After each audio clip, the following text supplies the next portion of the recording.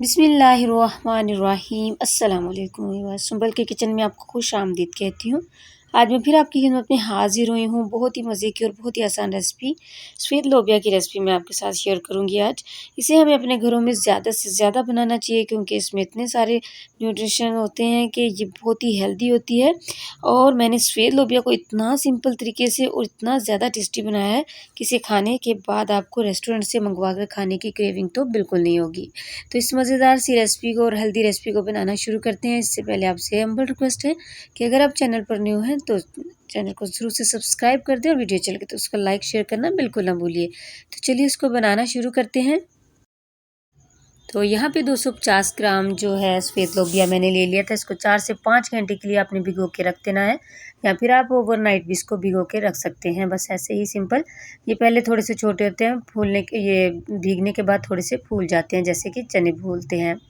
तो यहाँ पे इसको मैंने प्रेशर में थोड़ा-सा इसको पहले मैं डालूँगी, 1 गिलास पानी डाल दूँगी इसमें और इस यहाँ पे 1 टीस्पून मैं नमक का डाल दूँगी और हम इसको प्रेशर लगा देंगे बस इतना ही कि बस ये गल जाएँ।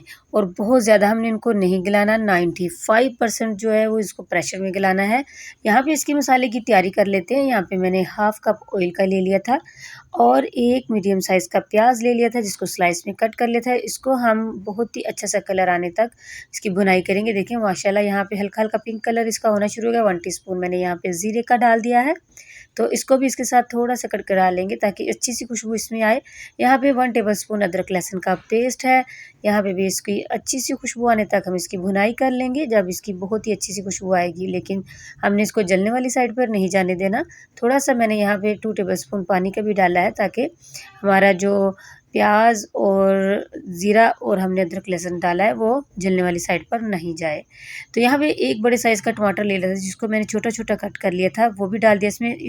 और अब हम इसमें घर के वही सिंपल से मसाले इसमें डालेंगे। मैंने यहाँ पे 1 टीस्पून रेड चिली पाउडर डाल दिया है और 1 टेबलस्पून मैंने खुश्क धनिया का डाल दिया, हाफ़ टेबलस्पून ज़ीरा पिसा हुआ डाल दिया है और नमक का अपने हस्बे ज़ायक़ा डाल देना है और 1/4 टीस्पून मैंने यहाँ पे हल्दी डाल दी। ये सारे मसाले हैं जो कि रेगुलर हम डेली अपने मसाले में डालते हैं। तो यहाँ पे हल्का-हल्का पानी का छींटा लगाते हुए हम इसकी बहुत ही अच्छे से भुनाई कर लेंगे जब तक कि ऑयल सेपरेट नहीं हो जाता और मसाला हमारा बहुत अच्छे से नहीं भुन जाता। यहाँ पे मैं इसको 3 मिनट के लिए इस तरीके से कवर करके रख दूँगी। इससे क्या होगा कि जो टमाटर है और मसाला बहुत ही अच्छे से इसकी भुनाई खुद ही ब-खुद हो जाएगी।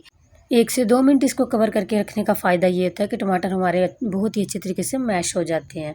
तो यहाँ पे देखिए ऑयल बहुत ही अच्छे तरीके से सेपरेट हो गया। हम यहाँ पे प्रेशर को भी उतार लेते हैं और यहाँ पे देख लेते हैं, यहाँ आपको चेक करवा देती हूँ।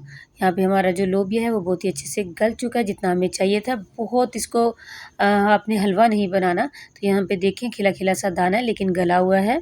तो इसको इस टाइम पे मसाले में हम डाल देंगे और अच्छे से मिक्स करेंगे।